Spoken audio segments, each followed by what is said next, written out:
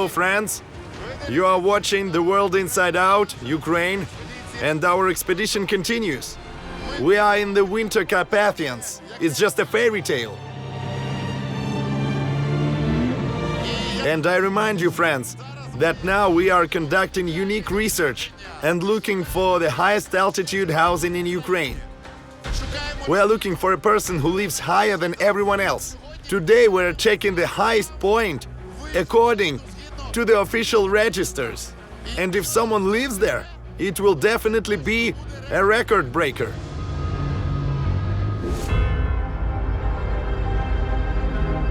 The whole world calls Ukrainians strong, indestructible, resilient, heroic, and brave. But what is behind these beautiful words? What is it exactly that makes us like this? The blood of the Cossacks runs in us.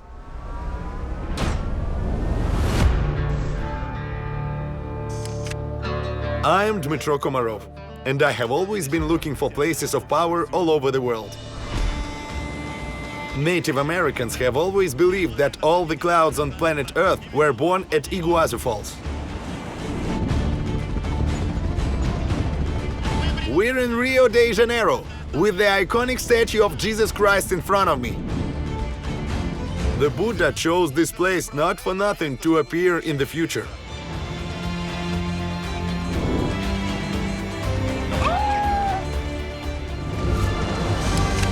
From Everest to Fujiyama. Hooray! Fujiyama! From New Guinea to the Amazon jungle.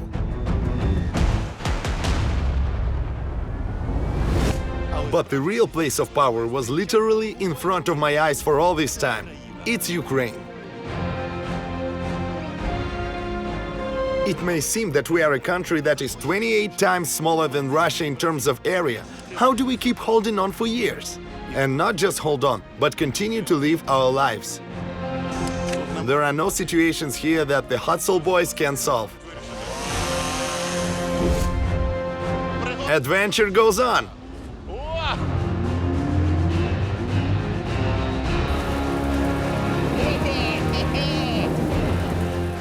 This season, I will be exploring the sources of Ukrainian strength by going on a big expedition across the country. From the east to the west. From the north, they're attacking, GBUs are in flight, and we're off, get to the cars. To the south, Bulgarian. So what makes us Ukrainians so strong? Let's find out together.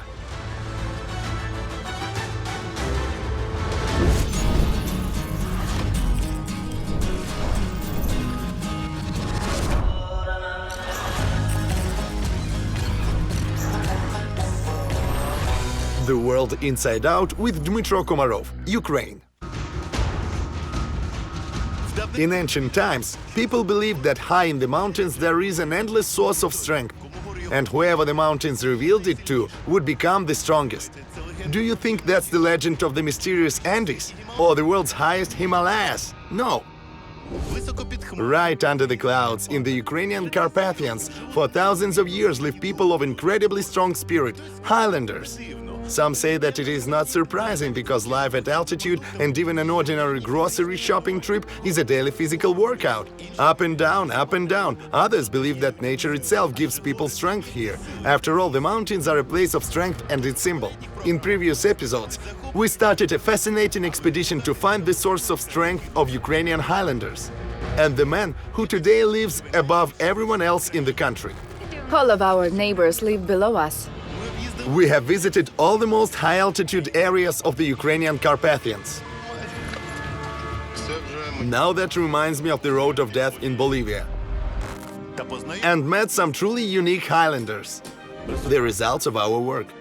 The results of your work, and I did a little hammering on them. And a woman who can give anyone a head start. How do you carry this? We gathered information on the net and on the market. Which settlement is the most high-placed? Maybe Dzimbronia. Is it true that here are the highest places in Ukraine? The highest. It's there. There is Dachuk Mykolai. Dachuk Mykolai. Dachuk. And we even asked professional geographers. There are the 4 highest plots that have buildings on them. And now we're back to the Carpathians in winter. Our vehicles are warming up. This is really a real extreme expedition to make sure that the highest dwelling actually has people in it all year round. Owners, is anyone home? So here I am on a snowmobile with no operator trying to get before sunset to the highest point on the list of residential lots. 6 kilometers to go to the point. Need help. We're stuck. They're stuck, huh? Our second snowmobile with the SES representative. You would think that snowmobiles, thanks to their skis in the front and tracks in the back, should be able to pass everywhere. However, it seems that here there is too much snow even for such special vehicles.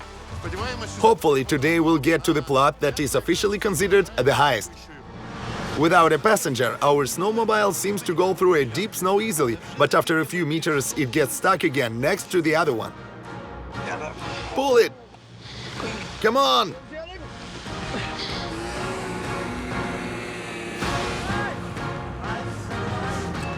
So sleds get stuck. Unfortunately, can't get through. We're thinking of what's next. Come on, come on, come on! Eventually, our high-profile but unsuccessful actions attract the attention of government agencies. I'm a national park employee. What's your name? Mikhailo Zubik. And this is a national park, right? Not yet. The park area is over the mountain. Here we go. The first person we met 10 kilometers into our journey was not a local resident, but a conservationist. And we were very lucky indeed, because he knows these places like the back of his hand. How do you think? Is it possible to get to our destination point by snowmobiles? Yeah, but you still have to walk. How long is the walk? I'm not sure, it depends. You'll have to cross the river. Any chance of making it, do you think? Today, no. Tomorrow, yes. Definitely not today? Definitely. It's better to spend the night in our forestry station and go there tomorrow. Yes? Yes. Okay, it's up to you. Of course, we did not expect such a situation. The plan was to get to the point quickly by snowmobiles and return to the rest of the group by daylight. But it looks like we won't be able to make it today. Our snowmobiles, even with one person, keep stalling, and we are wasting precious time. Our only way out is to get the snowmobiles up to the ridge and then drive along the top. We can get in as passengers, right? Yep. Plans change. The real expedition all depends on the situation. In the meantime, we need to hike to the top of the ridge. Let's go. Oh man, this snow is deep.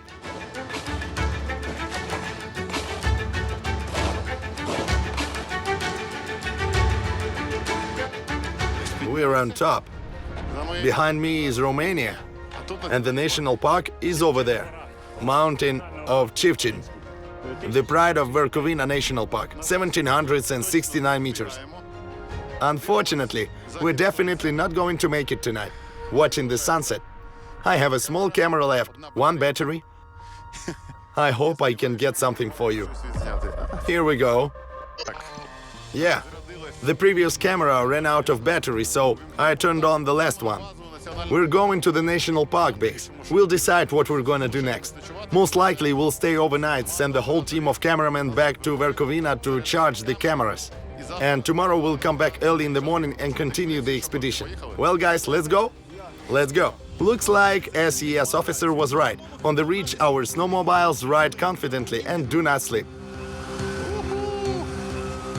Like in a fairy tale. The scenery is simply mesmerizing.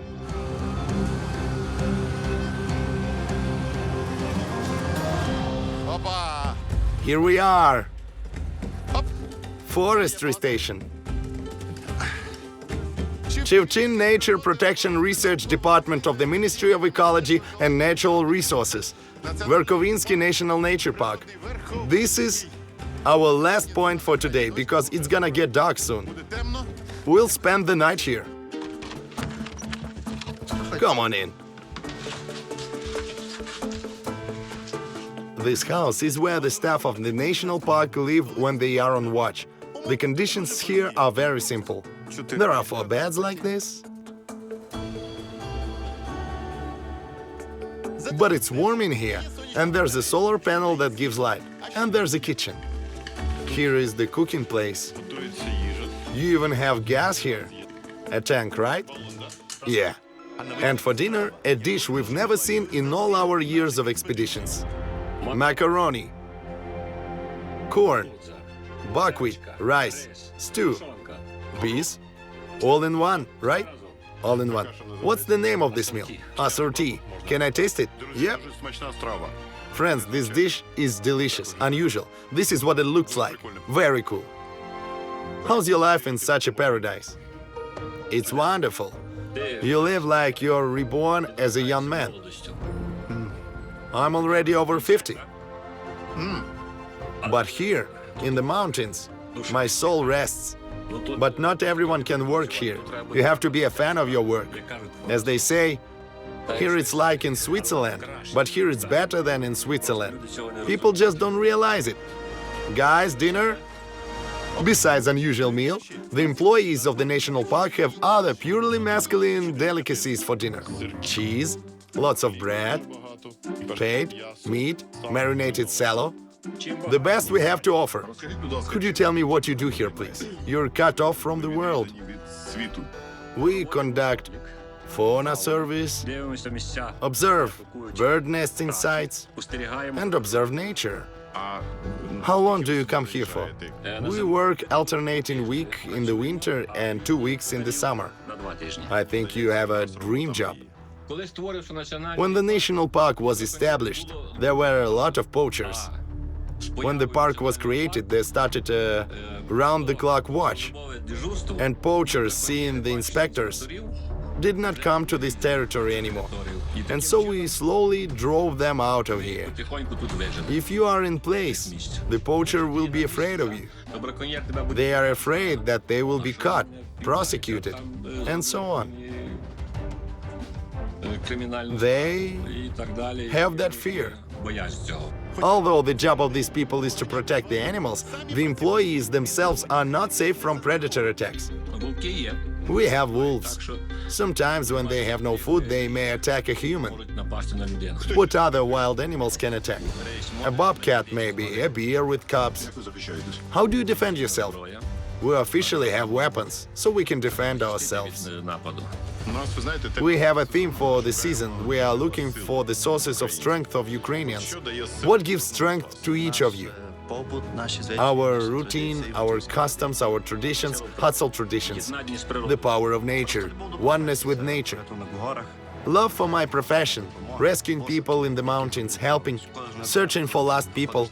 Every day when you go to work, you know you will do a good thing. It's inspiring. I'm very happy we got to see these nature guards, because after dinner, they've laid out a safe route for us for tomorrow. But we need a good night's sleep before we can travel that route.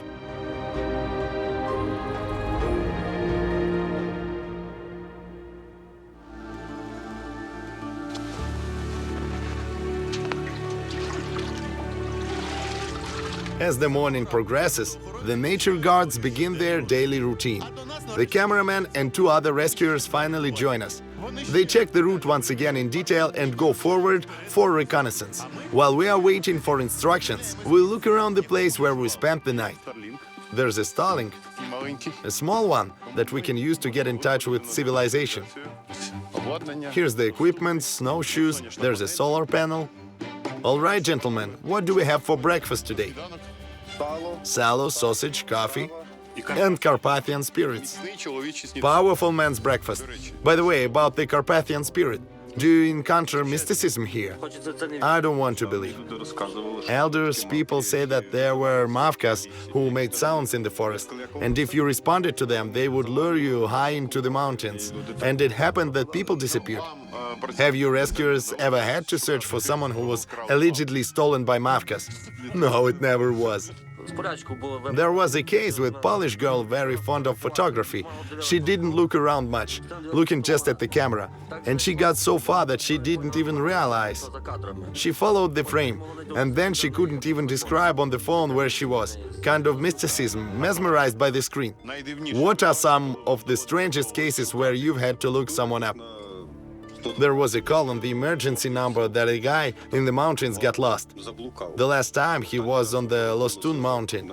We went to look for him, but did not find him, because he was in Ivano-Frankivsk, staying in a hotel. He slept and we searched for him. False call? This is bad. There should be liability for acts like that.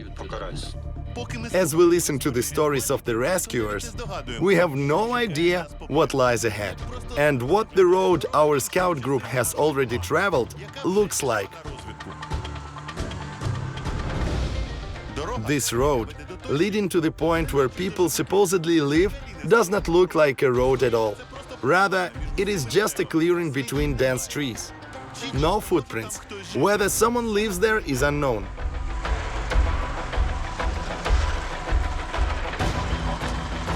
And in addition, another problem that only got worse overnight. Snow, gosh! Going through such loose snow is equally difficult for snowmobiles and rescuers who sinks in knee-deep snow. Come here! Rock 1, come in. Rock receiving. It's a very bad climb up here. Wandered all the way up. Very bad. I got a proposition. Let Dmytro and the cameraman go across the river, and we'll go through and meet them in the meantime. Roger. From the station to our point was about 6 kilometers. By plan, the snowmobiles were supposed to make a reconnaissance trip and quickly come back for us. But the rescuers said that it would be faster if we passed the difficult part of the route on foot and meet them beyond the river, on the Mokrin Valley. The road should be easier there, so we move out. So friends, we're going snowshoeing. It's a very simple and very comfortable device. You see? It increases the area of your footprint, of your foot. Basically, there are such extra soles on the feet, which are considered to be one of the oldest means of traveling through loose snow. It is said that the first snowshoes were invented back in the Stone Age, and such devices were used from America to China. They differed slightly among each nation, but the idea is always the same. The larger the surface area, the shallower the depth of sink into the snow. If I stepped on without snowshoes right now, I'd sink, but with snowshoes I can walk. It makes walking much faster in these conditions. The snow cover is now up to 2 meters deep. Let's move out. The first few dozen meters are fine. Walking in snowshoes is easy enough. At least for now.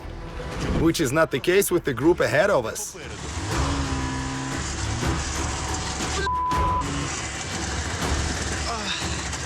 So hard to drive. It is harder for the guys on the vehicles than for us on foot. But we do not consider the option of leaving the equipment and walking the whole route. After all, it's 5 or 6 hours one way to our goal. And the same amount of time back. At this rate, we'll be back at night, and we need to get back to our group today, because tomorrow we plan to check the next plot. We'll be moving through the bricks now. The bricks is what a snowmobile driver calls a small bridge over a river. A narrow bridge on a wide snowmobile. Yet another adventure. Turn it, turn! Stop, stop!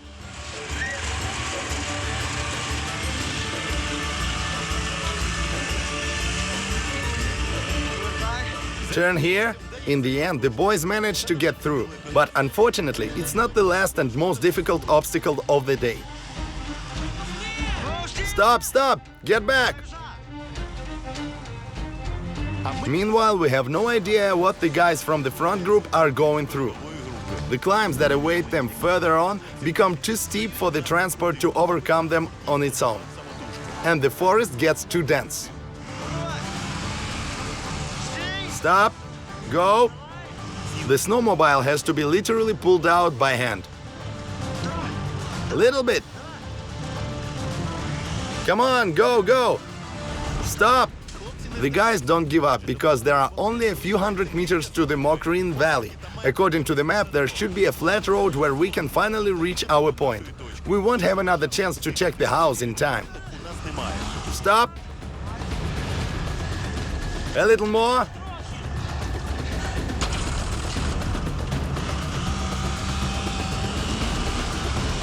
Come on, come on, come on! About an hour into the trip, we finally catch up with our advance group. Earlier than planned. Chief lead the way. Snowmobiles are coming through. The rescuers tell us not to wait for the snowmobiles, because the road does not allow us to get on them yet. Well, friends, I went further on foot with one guide, and everyone else stays with snowmobiles. We'll see what happens next.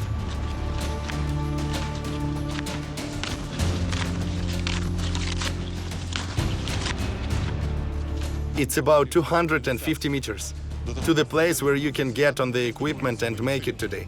But after the next ascent... What? Not again! Again, we hit a dead end with nowhere to go next.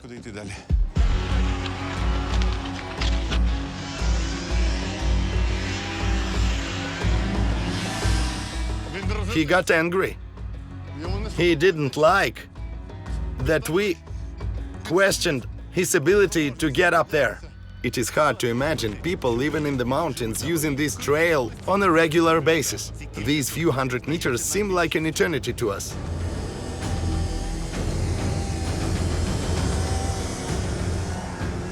Nice move.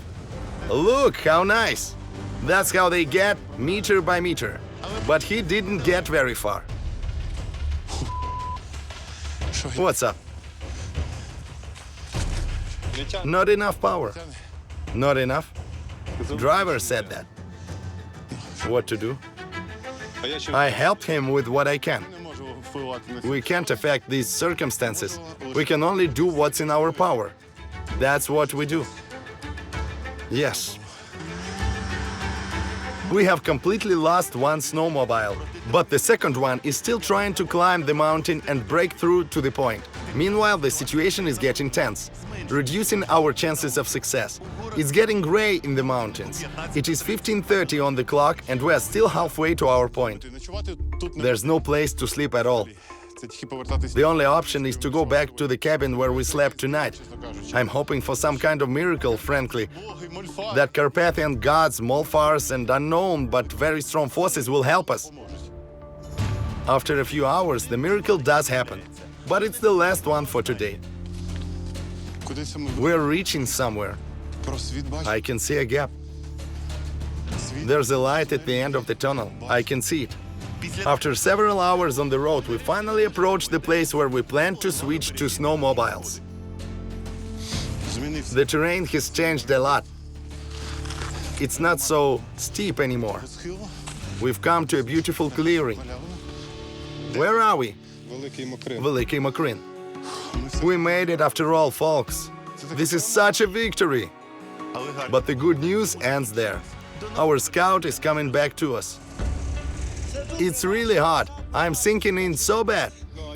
Well, by the ridge. You're not gonna get along the ridge. I said very bad snow. Look, my foot is sinking. So when two of us get on the snowmobile, it will sink in the snow. What time is it? 16:04. It'll be dark in exactly an hour. We won't make it because we have 3 kilometers to go. It's impossible in the snow, so there's no chance. The rescuers, as the people in charge of our safety on this expedition, do not allow us to walk this distance and go back down at night. But they work here all the time. And I have an idea.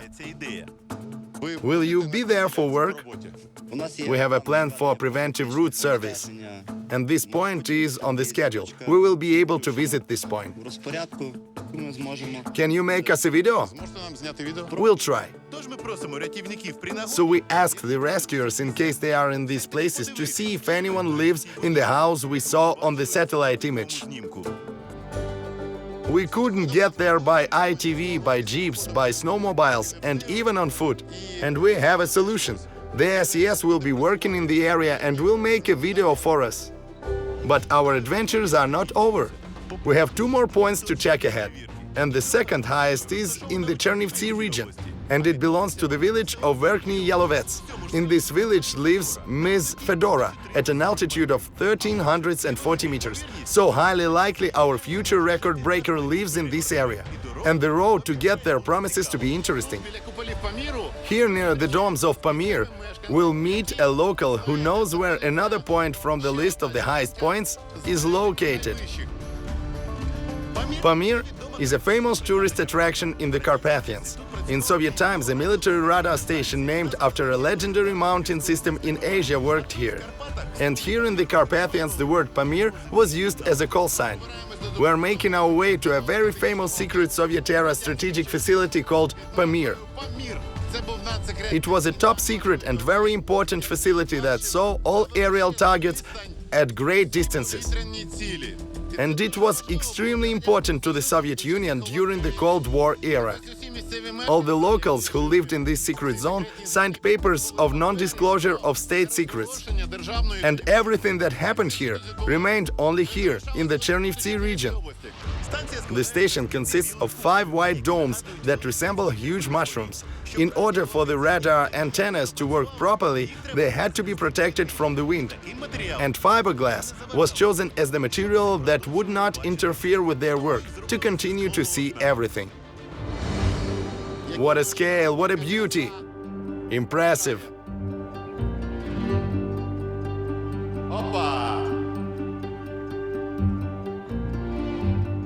All right, friends, we drove right inside this huge dome.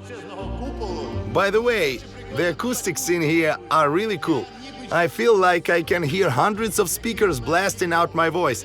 Imagine there used to be secret equipment in here. And this huge egg, you might say, guarded this equipment from any climatic influences, be it snow, frost, winds.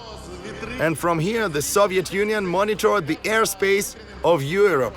After the Soviet Union collapsed, the station became unnecessary. And in 1995, already under control of independent Ukraine, it was closed down. The equipment that was here, very expensive, mysteriously disappeared. It was never seen again. Well, let's go to our main destination. We're looking for our guide and the highest housing.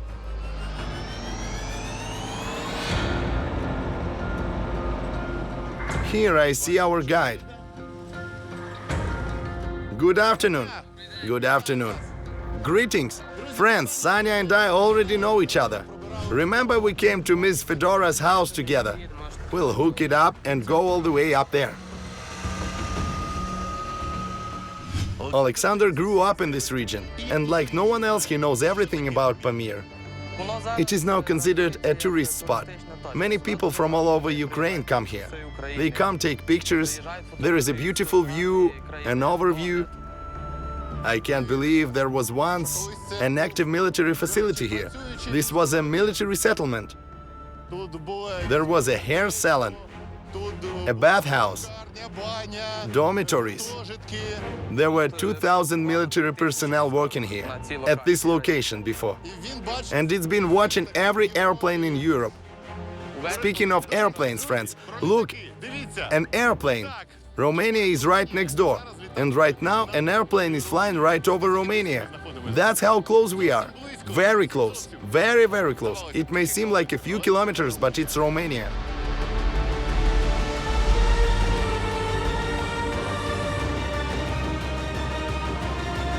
There is such a specific energy here, a power.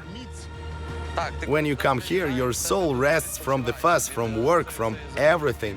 We come here, rest with friends, with families, with children, and here we are filled with strength and spirit. The air here is very fresh. All our places, these views, this air, everything gives us strength. Will you guide us today to potentially the highest point I gave you the coordinates for? Yes, we need to go to Mr. Ivan. Is there a person who lives there? Yeah. So he's the record holder. We'll check it now. But by your vehicle, because mine won't go any further. The snow is hard to go through. Come on in on second pilot seat. Sit down.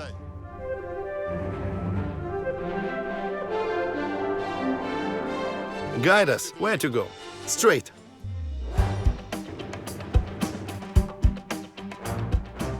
This is a military personnel's dorms. They lived here. Big building in the valley is the canteen. This is where they lived. And the two-story building down there is for commanders. Now, of course, no one lives in these buildings. But there is hope that we will meet a real Highlander here, who will become our record breaker. We drive straight ahead and enter the woods. Now we'll go down, and his house is there. 100 meters to go. I see a house. Is that it? Yeah. Here's our candidate, friends, for the highest altitude housing in Ukraine. Let's see what's in there. So much snow. Wow, it's like a winter fairy tale. I see some fairly modern windows here. Metal plastic, so this is definitely a living space. Master! Is anyone home? Is anyone home? Let's go knock.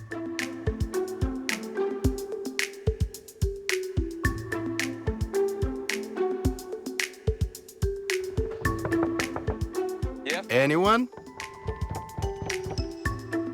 Looks like no one's home. Judging by the dead flies, this place hasn't been cleaned in a while. And judging by the tracks on the road, by the way, no one's home. We need to check the elevation. There's about a 1 to 2 meter error max. Okay, 1,393 meters. You know the owner, don't you? Calling him. What's his name? Ivan. Hello? Hello? Good afternoon, Ivan. Hello? This is Dmytro Komarov, World Inside Out program. We are now standing next to your house near Pamir. It was included in our rating of the highest housing in Ukraine. Please tell us, do you live here for a whole year or not? Well, not a whole year, but 7 or 8 months. I don't live in December, January, February, March. In snow season? Yes. So it's a house to live in during the summer? Yes. And how many summers have you spent in this house? 20 or so. Goodbye. Goodbye. I don't know why I'm so happy. It's just so beautiful and cool here that I'm just happy about this nature.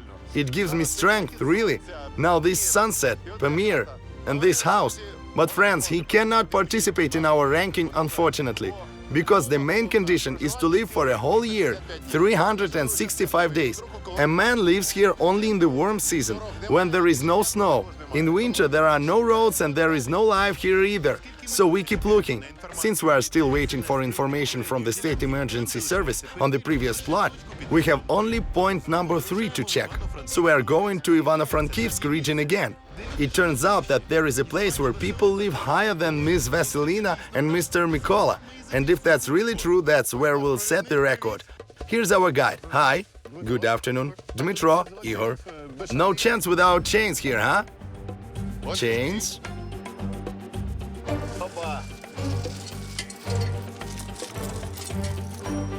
No matter how cool your tires and car are, all the coolness ends here on the hills.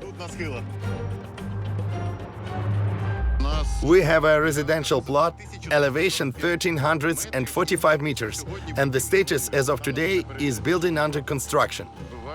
That's what we need to check to see if it's true. Bring it in. How far? About 20 minutes. If I get stuck, help me out.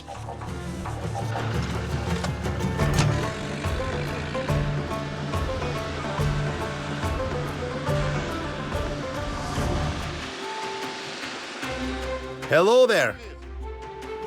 The higher we go, the more we meet people in different transportation. Good afternoon. Is it yours? Ours. Where did you find it? Where we parted ways. You saved our shoot. We saw the camera on the road, so we turned around. You caught up to a jeep with horses. That's awesome. See, friends, the jeep here is like this in the Carpathians. There is one like this, and there is one like this.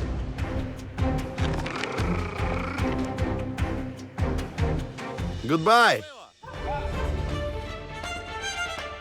Friends, there is a car standing there, covered with snow. There are a lot of cars here that have been standing there all winter waiting because they can't just get up or down. When it's ice, when it's winter, when it's snow, the car is up in the fall and it's waiting for next spring for the snow to come down.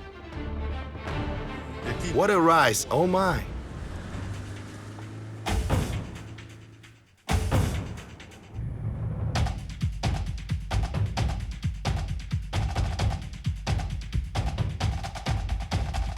The whole family is here. Good afternoon. Good afternoon.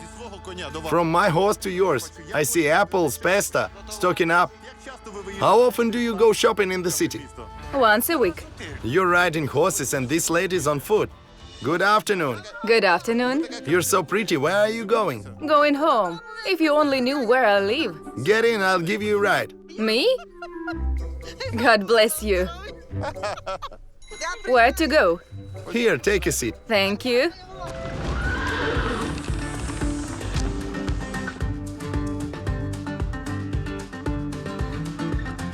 Here are people walking, the usual way home. And it's still a good road by local standards. Thank God, yes. Why don't we give people a ride?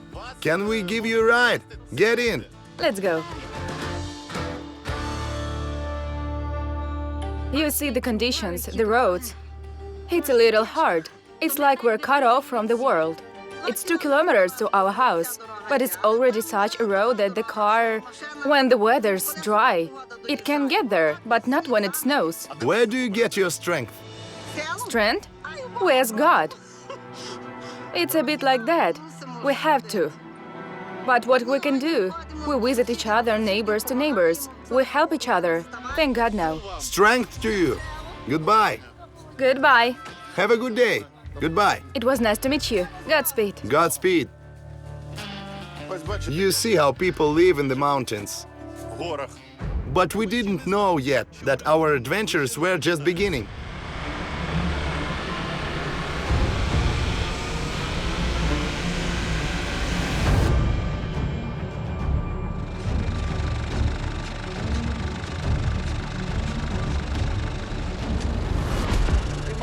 Dima, I need your help. I need a winch. Okay, watch out. I'm going to speed up and come to you.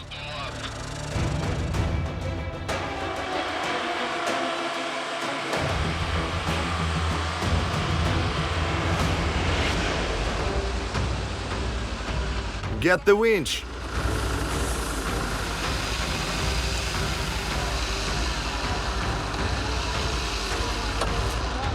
Drag it.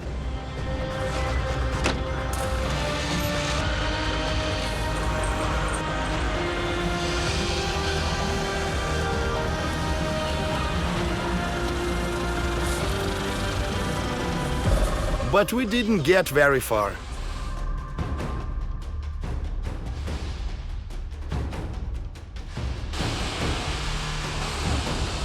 Okay, well, I don't think we can go any farther.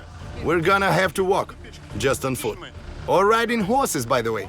We can ride horses. Hello, need help? We explained the situation to Mr. Ivan, and he quickly agrees to help us. We're here. We need to go over there. I got it. All right, let's go. Thank you, thank you. This is how our expedition continues. Mr. Ihor helps us. Here in the Carpathians, mutual assistance is very developed. People are so kind and always come to help. Because you can't live here without help, right? If you don't help each other. 100%. It's about friendship. Be on standby. Yeah.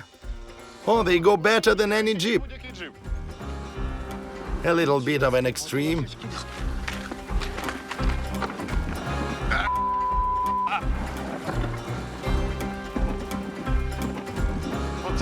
That's the ITV. Best Jeeps in the world, no? 2 Carpathian horses. That's so cool. That's an ATV. And the horses didn't imagine such a thing. That Komarov would be carried. Vyuha, vyuha. This really is the end of geography, as they say. Wait. I'll get the navigator and tell you when to stop. Our point is very close now. It'll be on the left. Here we go. Okay, another 100 meters or so. Straight ahead. Well. Slowly. We're getting closer. There's left, more, a little more. Let's go to that hill. There's a dot. Blue is us. And this dot is where we need to go. We have to go up a little bit to get these 2 points to match up. For some reason, it's taking a detour. It's a pity that our guide Igor had to be left at the car. This way, we have to catch the point. I can already see there's no house. But for the experiment to be completely fair, I need to go up. Here. The 2 dots are aligned, so that everything is solid.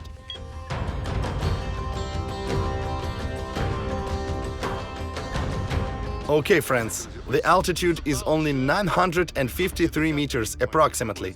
It can fluctuate. It's currently showing 954 meters, and in the cadastres, this plot is defined as under construction, as if there is a building here. And we have a height of 1,345 meters, as if.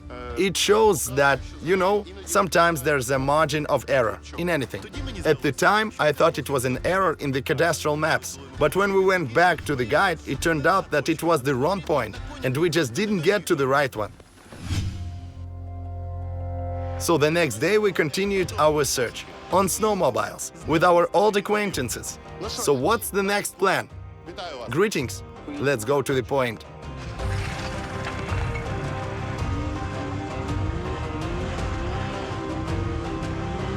Let's go, the adventure begins.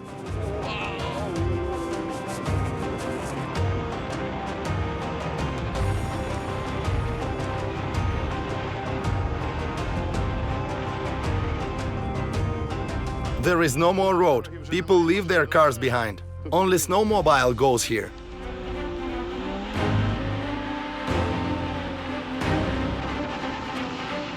A tree fell, blocked the road. The road is gone. We'll try to do something. This time the guys had already prepared for such surprises. There are no situations here that the Hustle boys can solve.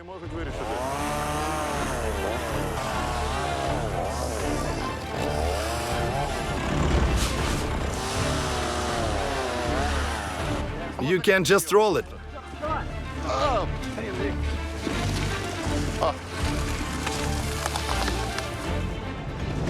All right, here we go. The adventure continues.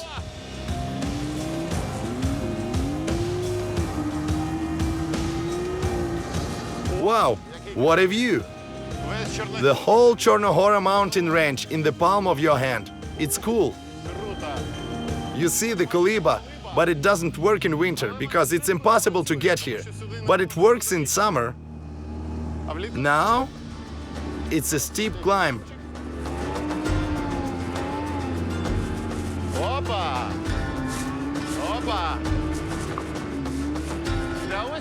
Here's our next target. This house looks modern. And if someone lives in it, it could be a winner. We're here.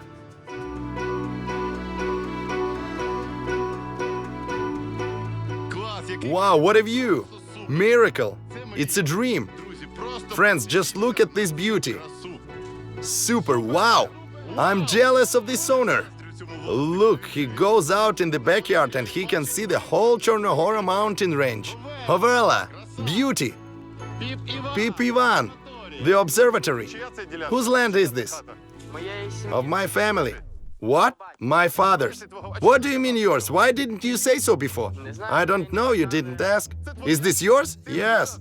I'm jealous of you, man.